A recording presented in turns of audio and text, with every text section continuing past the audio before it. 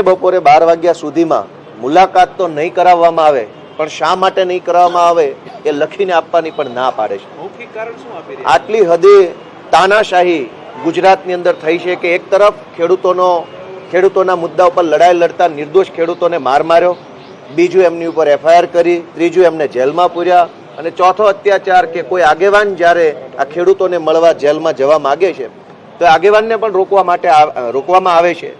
આ ગુજરાતમાં ભાજપની તાનાશાહીની હદ થઈ ચૂકી છે. આ તાનાશાહી, આ ગુંડાગીરી, સત્તાના અભિમાન સામે અમે બધાએ એકજૂટ બની અને લડી રહ્યા છીએ. જેલમાં જે ખેડૂતો બંધ છે એમની સાથે અમારો પૂરેપૂરો સપોર્ટ છે. જે ખેડૂતો જેલમાંથી છૂટ્યા છે એમને ગઈકાલે જ અરવિંદ કેજરીવાલજી રૂબરૂ મળ્યા, એમના પરિવારજનોને મળ્યા, એમની હિંમતને બિરદાવી અને આશ્વાસન આપ્યું છે. પણ ફરી એ જ સવાલ કે જેલ તંત્ર કોના ઇશારે અથવા ભાજપના કયા નેતાના પેટમાં તેલ રેડાય છે કે અરવિંદ કેજરીવાલ ગુજરાતના ખેડૂતો ન મળવા જોઈએ? મારે ભાજપની કોઈ કારણ જેલમાં મળવા જવા નહીં દેવાનું કોઈ કારણ અત્યાર સુધી આપવામાં આવ્યું નથી. બસ નહીં મળવામાં આવે. અમે એમ પૂછીએ છીએ કે ગુજરાતના ખેડૂતોને અરવિંદ કેજરીવાલ મળે એમાં ખોટું શું છે? અને હું તો ત્યાં સુધી કહીશ કે જો અરવિંદ કેજરીવાલને ખેડૂતોને મળવા ન દેવા હોય તો ભાજપના નેતા જઈ અને ખેડૂતોના હાલચાલ પૂછી આવે જેલમાં.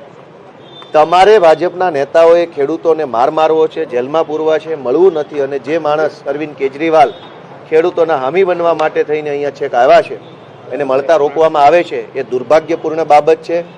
અમે જેલમાં બંધ રાજુભાઈ કરપડાના પિતાશ્રી છે એમના માધ્યમથી મુલાકાતની કોશિશ કરી રહ્યા છે, તો એ મુલાકાત માટે પણ યોગ્ય જવાબ આપવામાં આવતો નથી. કુલ મળીને દાદાગીરી ઉપર ભાજપની સરકાર ઉતરી આવી છે. ખેડૂતો ઉપર જુલમ કર્યા પછી ખેડૂતોને નહીં મળવા દેવા માટેના તમામ પ્રયત્નો થઈ રહ્યા છે. ત્યારે અમારી એટલી જ વિનંતી છે કે ગુજરાતભરના લોકો ભાજપની આ દાદાગીરી, આ તાનાશાહી અને સત્તાના અહંકારને ઓળખે અને ગુજરાતના ખેડૂતો પોતે જાગૃત બની અને આગળ આવે. ગોપાલભાઈ, એક વાત એવી હતી કે ન મંજૂરી મળે તો પણ જેલ સુધી જવાના હતા, પણ હવે કેમ નથી જતા?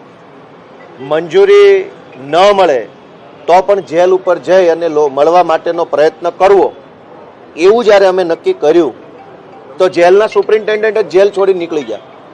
હવે અમને પોલીસના SP સાહેબ જે અહીંયા ઊભા છે એમણે એવું જણાવ્યું કે જેલમાં કોઈ સાહેબ જ નથી, બધા સાહેબો બીજી ડ્યુટીમાં લાગ્યા છે, ત્યાં જેલ ઉપર હાજર જ નથી. આટલો બધો ડર કઈ વાતનો છે? તમે ખોટું નથી કરતા, તમે ખેડૂતો સાથે અન્યાય નથી કર્યો, ખેડૂતોની ઉપર જુલમ નથી કર્યો, તો ડરો છો કેમ? ભાગો છો કેમ? નથી મળવા દેવા, તેમ છતાં અમે કીધું કે પ્રયત્ન કરીએ, જેલ ઉપર જઈ અને સાહેબને રૂબરૂ મળીને રિક્વેસ્ટ કરીએ કે અમને મળવા દો. અને જેલમાં જે લોકો બંધ છે એ તો ખેડૂતો છે, એ કોઈ ડ્રગ્સ વેચનારા કે કોઈ ખરાબ કામ કરીને ગયેલા માણસો નથી. તો અત્યારે પોલીસે અમને જણાવ્યું, SP લેવલના અધિકારીએ, કે જેલના સાહેબો જેલ ઉપર નથી, બધા નીકળી ગયા છે. હવે જેલ ખાલી કરીને જેલના સાહેબો નીકળી ગયા. અહીંયા જે સાહેબો છે એ મૌખિક રીતે ના પાડે છે, આખા સરકારી તંત્રનો તમાશો બનાવી દીધો છે. અહીંયા કોણ મળવા આવ્યું? અહીંયા SP સાહેબ છે, અંદર ઊભા છે.